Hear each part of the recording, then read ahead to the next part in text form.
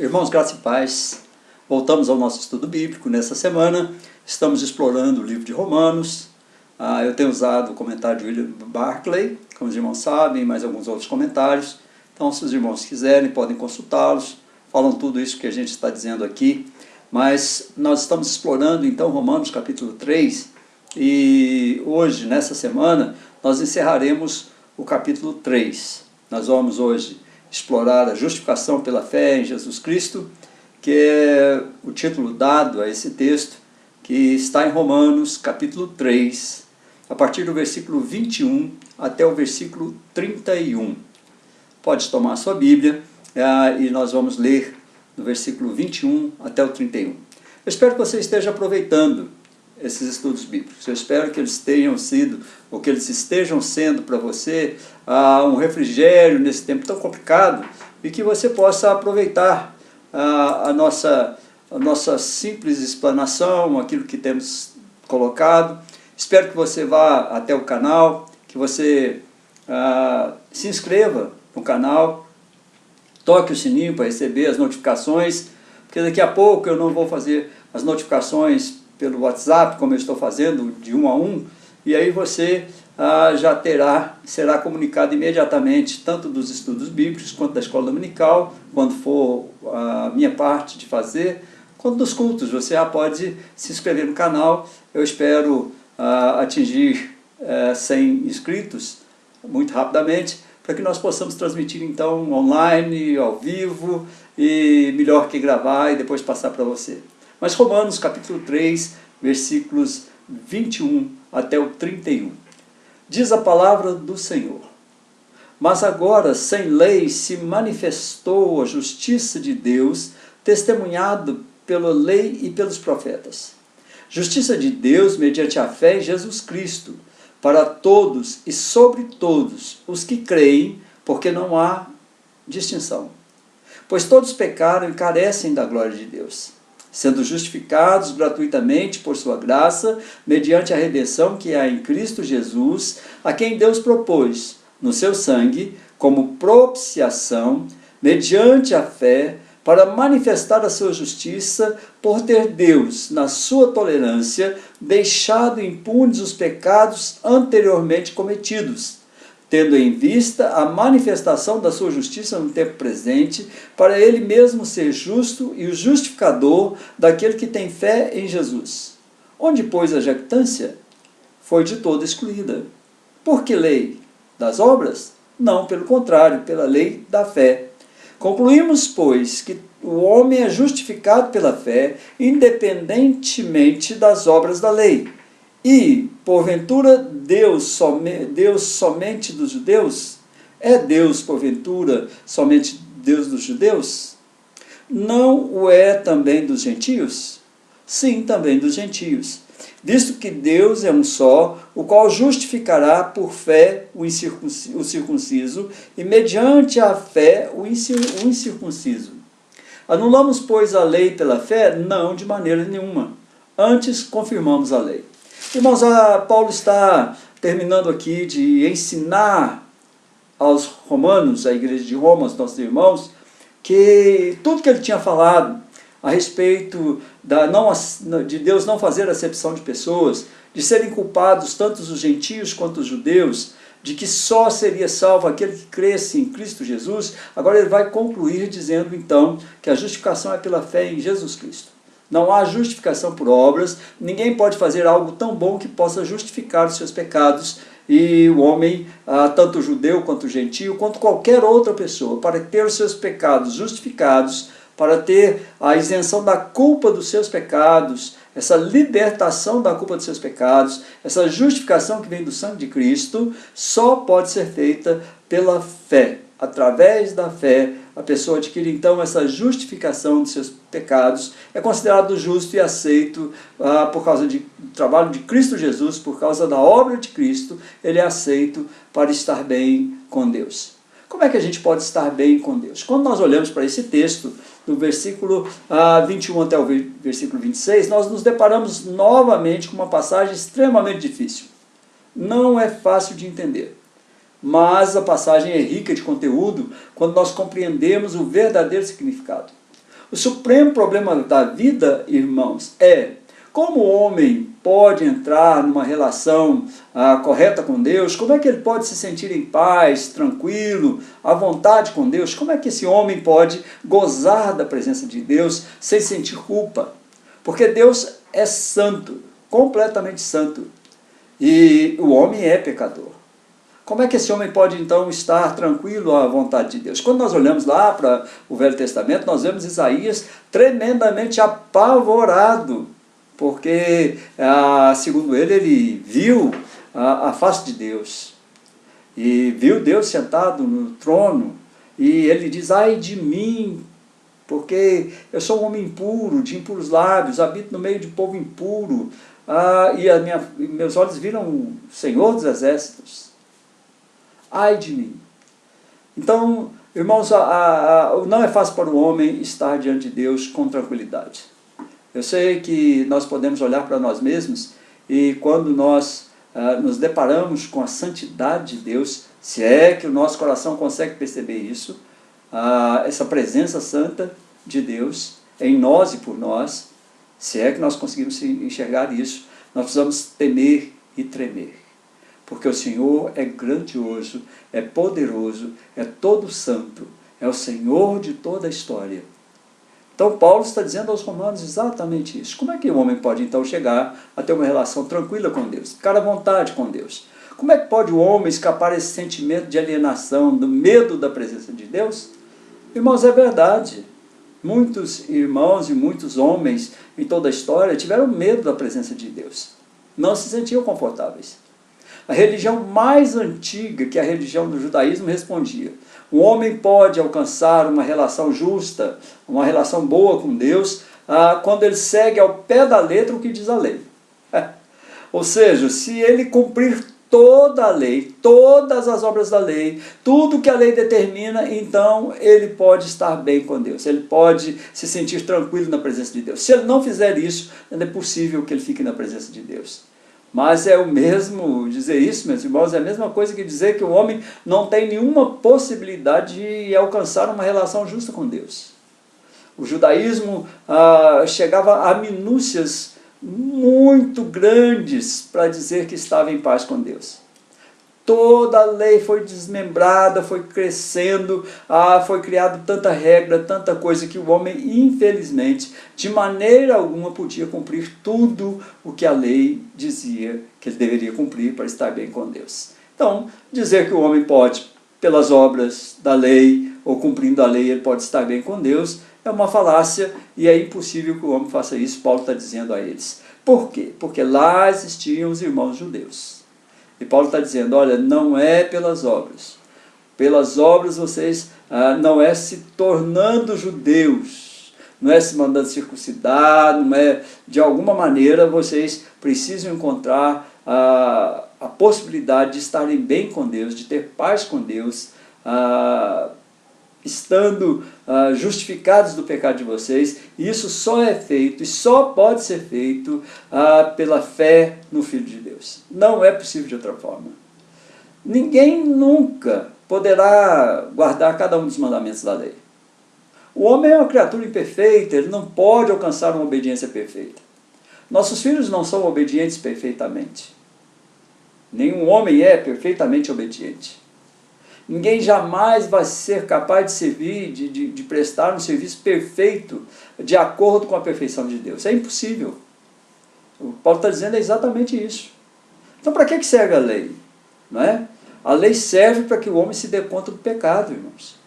Para que nós olhemos para aquilo que Deus diz que nós devemos fazer e percebamos quando não as estamos fazendo. Somente quando o homem sabe aquilo que tem que fazer, ele se dá conta de que não está fazendo. Só quando o homem conhece a lei e tenta cumprir, ele se dá conta de que não está cumprindo.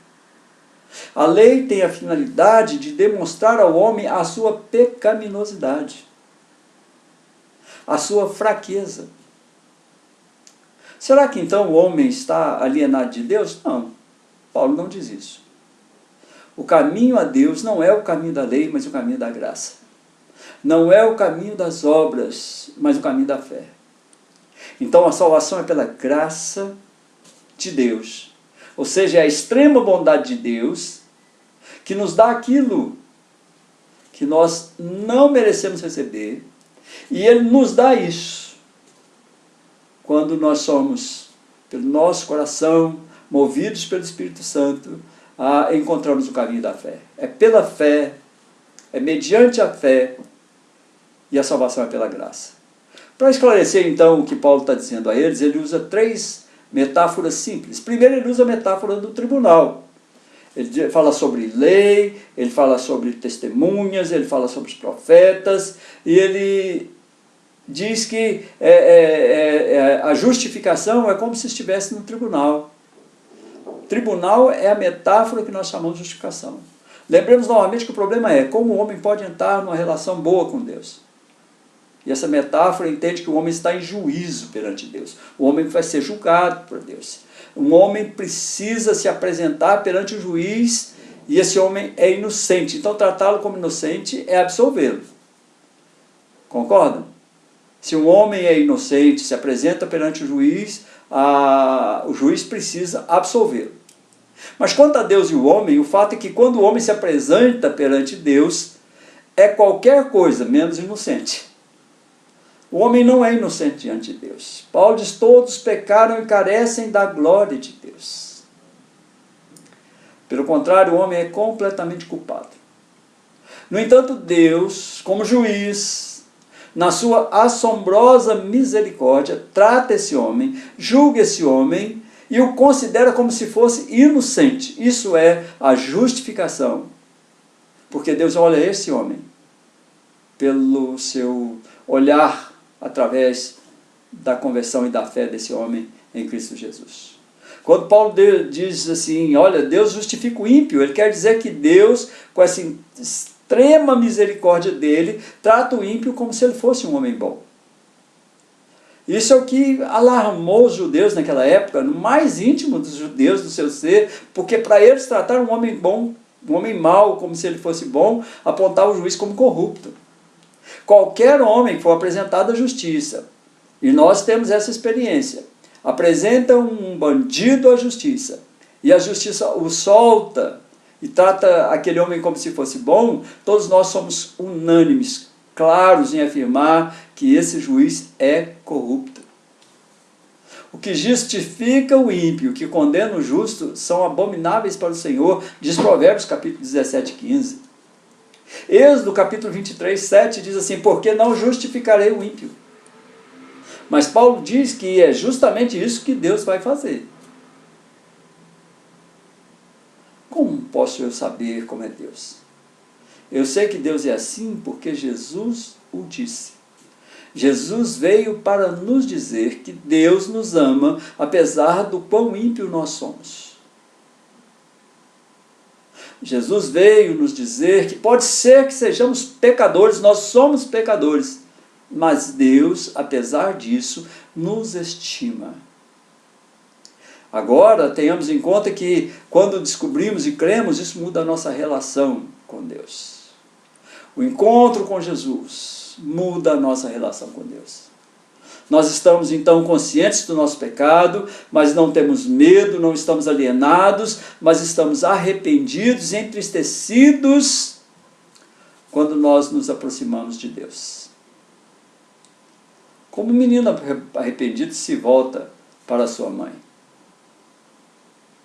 O nosso sentimento, o sentimento daquele que tem fé em Cristo Jesus como seu Salvador, apesar dele ser pecador, ele se apresenta diante de Deus não com medo, nem alienado, nem longe de Deus, mas ele se apresenta diante de Deus arrependido e entristecido pelo seu pecado. Sabemos que o Deus de quem nós nos aproximamos é amor. João, em suas cartas, por diversas vezes fala, Deus é amor. Isso é o que significa a justificação pela fé em Cristo Jesus. Significa que nós estamos em uma justa relação com Deus. Porque nós cremos de todo o coração que o que Jesus Cristo disse a respeito de Deus é verdade. Já não somos mais estrangeiros, temerosos de um Deus zangado. Nós não estamos nessa condição. Nós não estamos escondidos de Deus. Tudo que nós temos, tudo que nós somos está patente de Deus. E nós já não tememos mais, porque aquilo que Jesus Cristo disse a respeito do amor de Deus é verdade. Somos filhos, às vezes filhos desencaminhados, que confiam no amor do Pai para alcançar o perdão.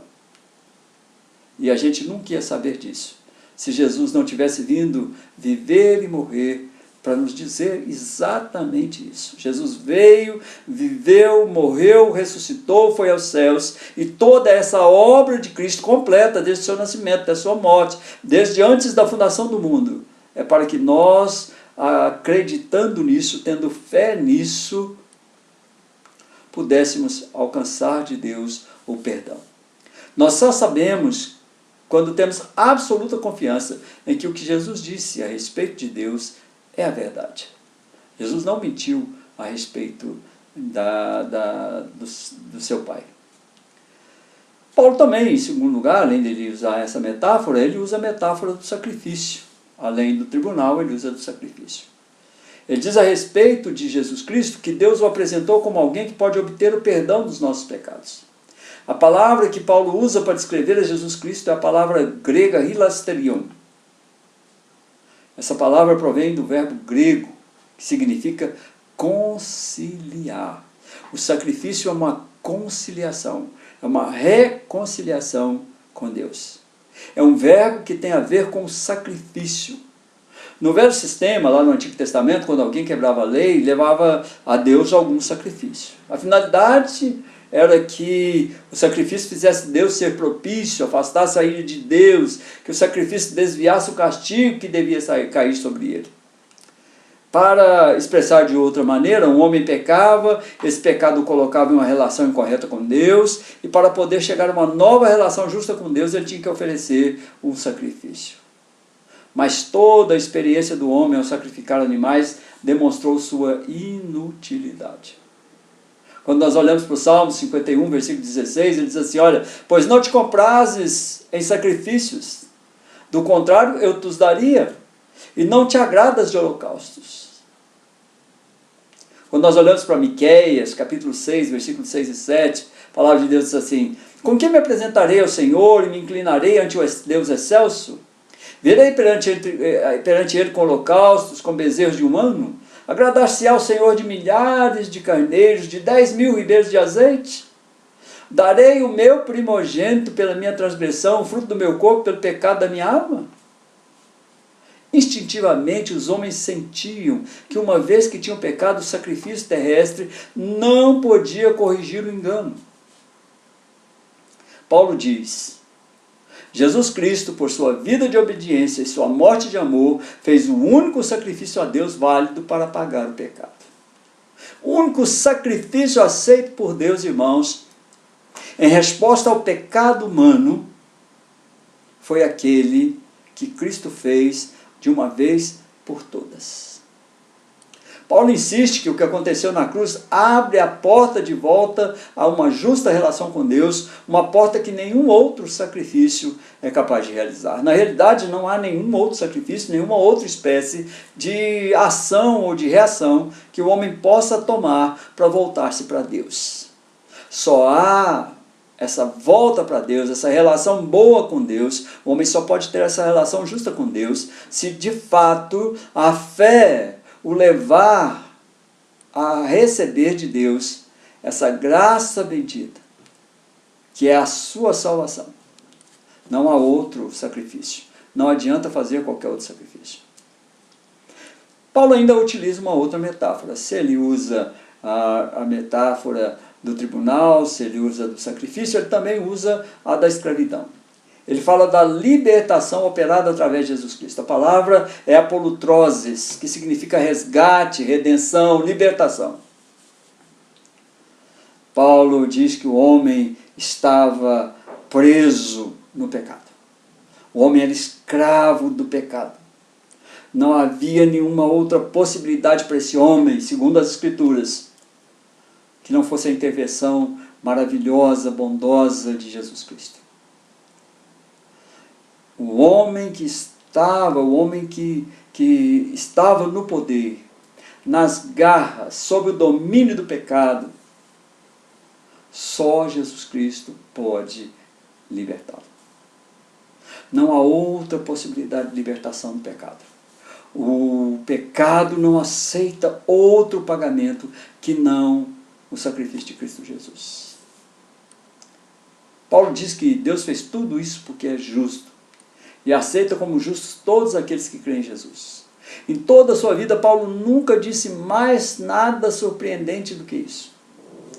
Bengel o chamou de o paradoxo supremo do Evangelho. Pensemos no que significa. Significa que Deus é justo e aceita o pecador como um homem justo.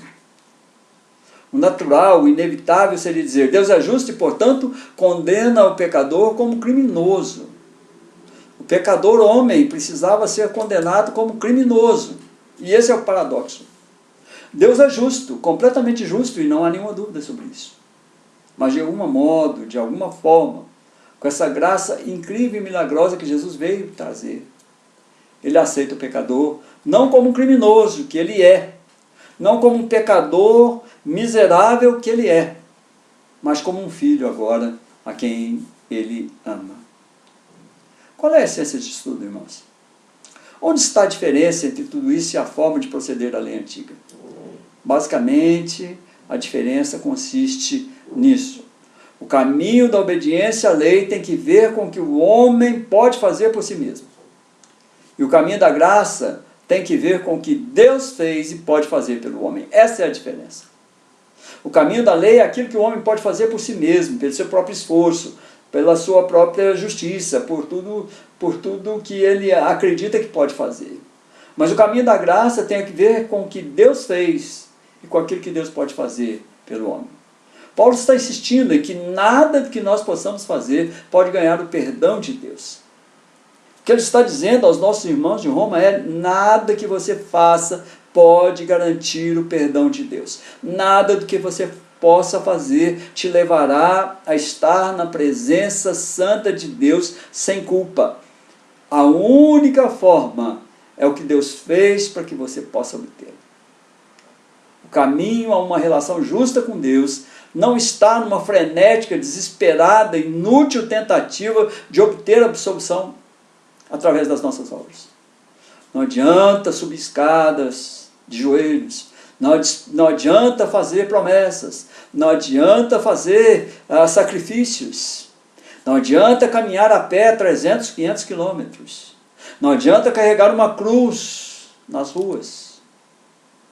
Assim você não pode obter, assim um homem não pode obter a absolvição de Deus. A absolvição de Deus reside na aceitação humilde, na aceitação contrita do amor e da graça de Deus que Ele nos oferece em Seu Filho Jesus.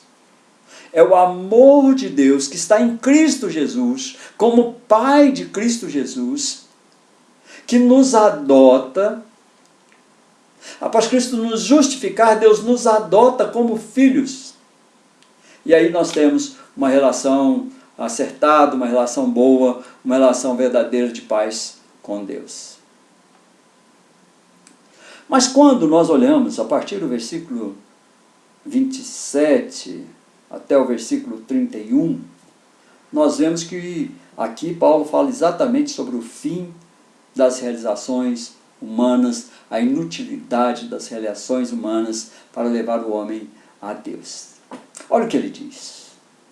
Onde, pois, a jactância foi de toda excluída, porque lei das obras, não, pelo contrário, pela lei da fé.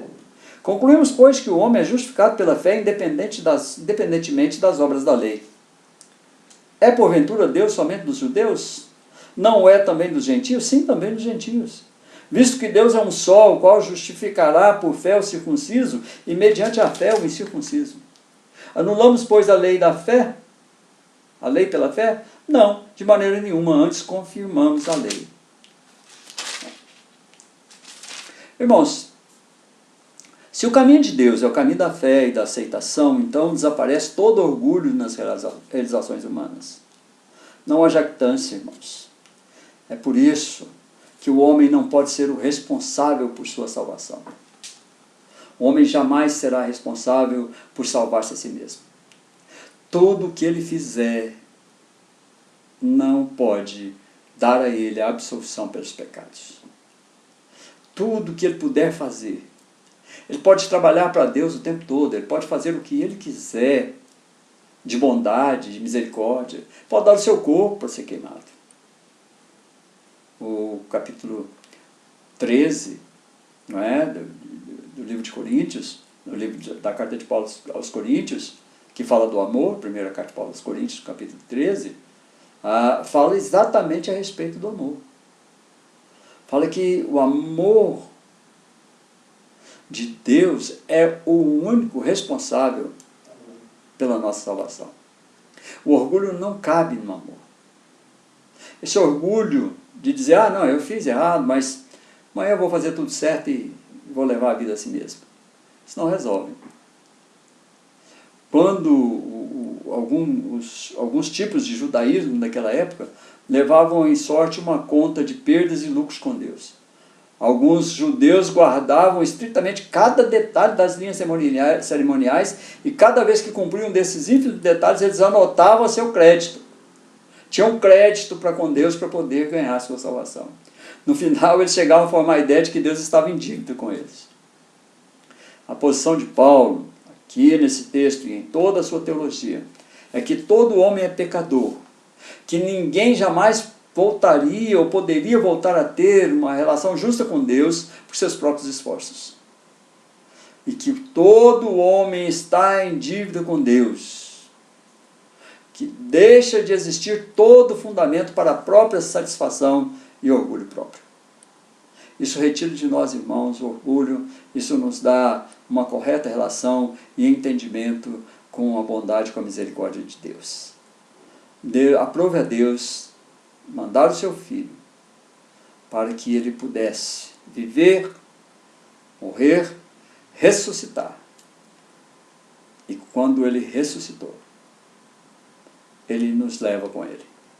Nós temos uma reta justificação, uma reconciliação, uma conciliação feita, então, mediante o sangue de Cristo, que é passado sobre a nossa vida, sobre a nossa cabeça, sobre o nosso corpo, sobre a nossa história.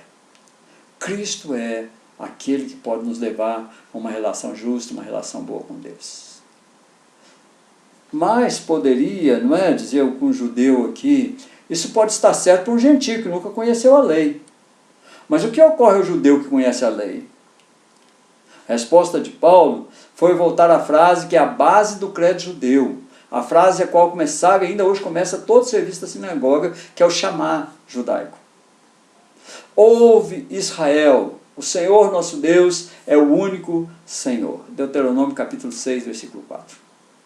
Não há um tipo de Deus para os gentios e um tipo de Deus para os judeus. Deus é único, o único Senhor.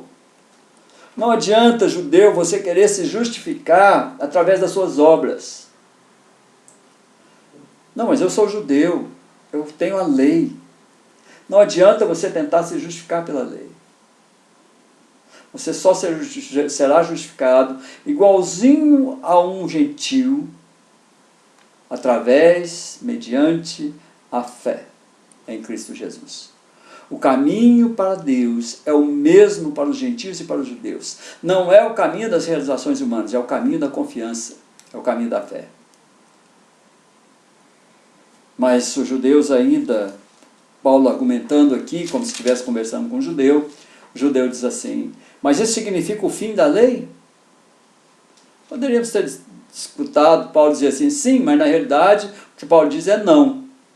Com efeito, que a lei se fortalece. Quer dizer o seguinte, até agora o judeu tentou ser uma boa pessoa, tentou guardar os mandamentos, servir a Deus, porque ele temia a Deus, porque ele se aterrorizava com o castigo que a violação da lei poderia conduzi-lo. Na verdade, esses dias passaram para sempre. Mas o que substituiu então essa situação? O que o substituiu é o amor de Deus. Agora um homem deve buscar ser bom, deve buscar cumprir as leis de Deus, não porque ele tenha medo do castigo de Deus, mas sim porque ele sente que de algum modo, com a sua última gota de energia, ele deve se esforçar para merecer esse surpreendente amor. Então agora, Não é porque eu quero agradar a Deus. Não é porque eu tenha medo do castigo de Deus. Mas agora, o que eu tenho que fazer, eu devo buscar ser bom, eu devo buscar cumprir as leis de Deus, eu devo procurar ser honesto, eu devo procurar ser justo, eu devo procurar ser compassivo, amoroso, eu devo buscar o bem dos meus irmãos, eu devo amar o próximo, não por medo de não ter a salvação, mas exatamente porque eu tenho a salvação. Deus já fez o que tinha que fazer. O homem agora, salvo, ele se esforça por bondade, não porque ele tenha medo de Deus, mas sim porque o ama. 1 João capítulo 4, versículo 18 diz assim: o amor lança fora todo o medo. Então, pelo amor que Deus demonstra ao me salvar, pelo conhecimento que eu tenho de Cristo Jesus como meu Senhor e Salvador, agora eu sirvo a Deus, eu mudei a minha história, os irmãos mudaram as suas histórias, muitos homens maus, difíceis, complicados durante toda a história terrena, eles se modificaram, eles transformaram a sua vida, não porque agora tem medo de Deus, mas porque agora eles entenderam o grande amor de Deus por eles. É por isso que nós aceitamos embora imerecidamente nós recebemos essa bondade, essa misericórdia de Deus ao nos salvar e ao nos levar para Cristo Jesus. Vamos ver uma analogia humana. O homem é tentado a fazer coisas incorretas, mas não faz. Por quê? Muitas vezes nós somos tentados, irmãos, a fazer coisas que nós não devemos. Nós sabemos que são erradas. E nós não as fazemos, nós resistimos. A que isso se deve? Será que é porque a gente tem medo da lei? Porque a gente tem medo de ser multado, fazer qualquer coisa, posto na prisão? Não, irmãos, o que mantém o homem no bom caminho é o simples fato de que ele não poderia suportar a tristeza nos olhos de alguém que o ama se sua vida naufragasse. Muitas vezes, irmãos, nós deixamos de fazer as coisas incorretas, porque nós sabemos que alguém nos ama. Deixamos de ser infiéis por amor à nossa esposa. Sabemos que ela se sentiria tremendamente triste ao ver o que fizemos. Os maridos se sentiriam tristes ao ver o que a esposa fez. Não é a lei do medo, mas a lei do amor que mantém o homem no bem. Assim deve ser entre nós e Deus. Nós estamos livres para sempre do medo de Deus. Mas essa não é a razão para que a gente faça algo para Deus. Nós não somos sentenciados ou coagidos pela lei do amor a sermos sempre bondosos. Irmãos, na verdade, a lei do amor é uma lei muito mais forte do que jamais a lei do medo poderia ser. A lei do amor sempre vence a lei do medo. Então, aquela lei antiga, tudo aquilo que os judeus tanto prezavam, aqueles ritos antigos que já passaram, aquela tremendo apego a fazer tudo de acordo com os mandamentos, de acordo com a vontade, de acordo com a palavra, que eles deturparam em tantas situações, porque não entenderam a vontade de Deus. Isso já passou. A lei é importante, a lei continua vigorando. Jesus mesmo disse que ele não veio a revogar a lei, mas ele veio cumprir a lei. A lei se cumpriu em Cristo e a partir de Cristo nós vivemos a lei do amor. Agora nós sabemos que grande amor Deus teve por nós. Que grande amor Deus teve por mim e por você, meu irmão. A ponto de enviar o seu Filho para morrer por nós. Um amor extremado, um amor de pai que dificilmente veremos, ou talvez de modo algum vejamos em um pai pelo filho, pelos filhos. E olha que não é pelos filhos bons. Pode dizer, olha, pode ser que pelo bom alguém se atreva a morrer. Mas Jesus veio e morreu por quem não merecia aquela morte. Então o que Paulo está dizendo é, olha, se você pensa numa justificação, se você quer ter uma inteira interação com Deus, se você sente os seus pecados, se você quer se redimir de seus pecados, quer se livrar dessa situação, o que você precisa correr é entender o amor de Deus por você, que está demonstrado em Cristo Jesus, no sacrifício de Cristo, para que Ele te justifique, te coloque numa condição de que Deus possa perceber você como filho. Do contrário, não resta nenhuma expectativa de salvação. Portanto, irmãos, o que nós precisamos pensar é que não é Cristo e mais alguma coisa. É só Cristo. É só a fé. Não há mais nada que nós possamos apresentar diante de Deus. Então a nossa fé é a fé que vence o mundo. Eu já falei sobre isso há pouco. Mas nós precisamos entender que Paulo está explicando àqueles irmãos que não há outro modo de salvação a não ser pela justificação da fé, justificação pela fé em Cristo Jesus. Paulo está dizendo, olha, vocês estão aí, irmãos judeus, irmãos gentios, na mesma situação. Todos vocês pecaram, todo homem é pecador, todo homem pecou. Todo homem carece da glória de Deus. Todo homem carece da presença de Deus. A glória de Deus é a presença de Deus. Todo homem precisa da presença de Deus. Se você quer viver uma vida correta, uma vida boa, você precisa da presença de Deus. Isso não pode ser dado pelo que você possa fazer. O seu dinheiro não pode comprar isso. Seus imóveis, não adianta hipotecar, não vai resolver. A sua condição de lucros, a sua condição de trabalho, a sua condição de inteligência, a sua condição de cientista, a sua condição máxima de conhecimento que você tenha, não te coloca numa situação boa com Deus. Não pode te dar a paz que só Jesus pode dar. Então a paz que você procura, meu irmão, minha irmã, é preciso entender isso. Todos nós pecamos, todos nós somos carentes da glória de Deus, todos nós vivemos um tempo de sofrimento, um tempo ruim, um tempo difícil. Todos nós precisamos nos voltar para Deus, voltar a ter um relacionamento muito bom com Deus, um relacionamento de paz, não por medo do que Ele possa fazer. Não por medo de que Ele nos destrua, não por isso.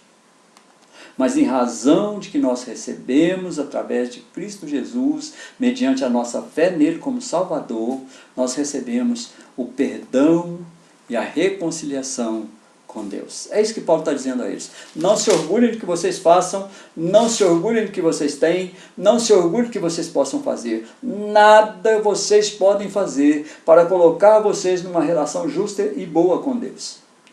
A única forma é ter fé no Filho de Deus. A única forma é receber a graça mediante a fé. A única forma é dobrar-se diante de Deus. A única fé é humilhar-se debaixo da poderosa mão de Deus, para que em tempo oportuno Ele nos exalte. Fique com Deus.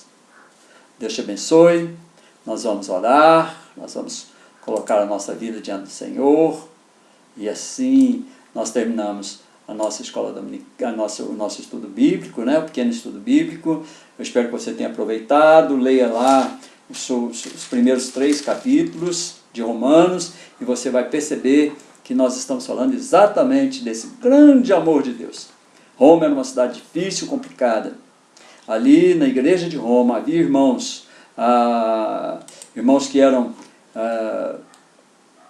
gentios, a maior parte, havia poucos judeus na igreja, mas os poucos judeus que havia naquela igreja eram tendentes ao judaísmo, queriam certamente fazer com que os irmãos gentios se judaizassem, se tornassem como se fossem judeus. E aí Paulo diz exatamente a respeito da igualdade pela fé. Somos iguais pela fé em Cristo Jesus. Não há acepção de pessoa.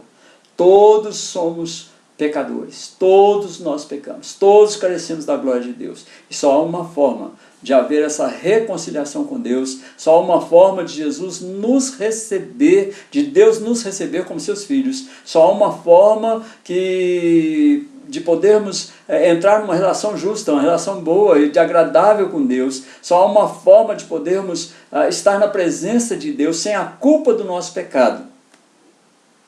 É pela fé no Filho de Deus como nosso Salvador. Somos justificados somente pela fé. Não há outra forma de justificação humana perante Deus. É isso que Paulo está dizendo àquela igreja, é isso que Paulo está dizendo a eles. Olha, vocês precisam ter fé no Filho de Deus. É isso que faz a igreja do Senhor, a igreja invisível do Senhor. É a fé em Cristo Jesus. É isso que forma toda a igreja dos salvos que estarão junto com o Senhor naquele dia, porque Deus vai olhar para eles como filhos, justificados mediante o sacrifício de Cristo Jesus. Então, irmãos, quando depois Paulo vai falar ainda sobre Abraão, falar sobre outros modos de justificação, sobre a justificação dos antigos, mas ele fala aqui no capítulo 3, no versículo 21 a 31, exatamente sobre a justificação pela fé em Cristo Jesus. Estamos assim encerrando o nosso estudo, e eu quero dizer a você, creia, e aqueles que ainda não creram, creiam no Senhor Jesus Cristo. Como ele disse, como Paulo diz ao centurião, creia em Cristo Jesus. Será salvo tu e a tua casa. A fé é a única forma de condução a vivermos uma vida em paz com Deus. A única forma de não vivermos humilhados, rebaixados, com a cabeça baixa, morrendo de medo do que Deus vai fazer. O amor de Deus em Cristo Jesus é transmitido a nós, na condição de filhos, herdeiros, co-herdeiros com Cristo, da graça, da misericórdia e do reino de Deus. Carecemos da presença de Deus. Precisamos da presença de Deus. Mas como aquela igreja, a nossa igreja e todo mundo precisa ser ensinado que a única forma de um homem encontrar paz com Deus é através da reconciliação feita pela justificação, que só pode ser alcançado pela graça, mediante a fé em Cristo Jesus. Deus abençoe, Deus guarde. Vamos orar? Senhor, nosso Deus e nosso Pai, obrigado a Deus por esse tempo de estudo, pela presença diante do Senhor. Obrigado a Deus pelas palavras do teu servo Paulo, aquela igreja em Roma há tantos anos, mas que continua viva hoje. Ó Deus, quantas pessoas ainda procuram justificar-se diante do Senhor, fazendo coisas para o Senhor, se atarefando, buscando correr atrás de coisas e achando que com isso estão na presença do Senhor. Quantas pessoas, ó Deus, por motivos errados ou de uma forma errada, procuram ter paz com o Senhor, através de religião, através de novas formas de viver a vida, através de donativos, através de caridade, através de outros homens, através de tantas coisas inventadas pelo homem, querem chegar-se a Deus. Mas a tua palavra nos garante que a única forma do homem se chegar a Deus, de o homem encontrar satisfação em Deus, e de Deus encontrar satisfação no homem, a única forma de estar claramente na tua presença, ó Deus, é que esse homem entenda que o seu coração seja capaz, através da função do Espírito Santo de Deus, através da ação do Espírito Santo de Deus, que o seu coração seja capaz de perceber, de entender Jesus Cristo como seu Salvador, e assim receber no sacrifício de Cristo a justificação pela fé que leva esse homem até receber a graça bondosa e maravilhosa do Senhor. Convence, ó Deus, aqueles que ainda não se renderam ao Senhor, e que o Senhor mesmo providencie no coração do seu povo hoje a segurança de saberem que tem em si a fé salvadora. Ó Deus, dê aos nossos irmãos, a todos nós, essa certeza garantidora, essa certeza que nos coloca numa relação de paz com o Senhor. Certeza de que Jesus Cristo é o nosso Senhor e Salvador e que por isso nós temos a vida eterna em Cristo Jesus. Obrigado, Deus, por essa possibilidade de estudarmos a Tua Palavra e nos guarde, nos proteja e nos livre de todo mal. Amém. Irmãos, boa noite, boa tarde, boa manhã. Deus abençoe você, qualquer horário que você esteja vendo e que você esteja assistindo. Não se esqueça, se inscreva lá no YouTube, no canal, para que nós possamos fazer as transmissões ao vivo daqui a pouco. Deus te abençoe, Deus te guarde e até a próxima, querendo o Senhor.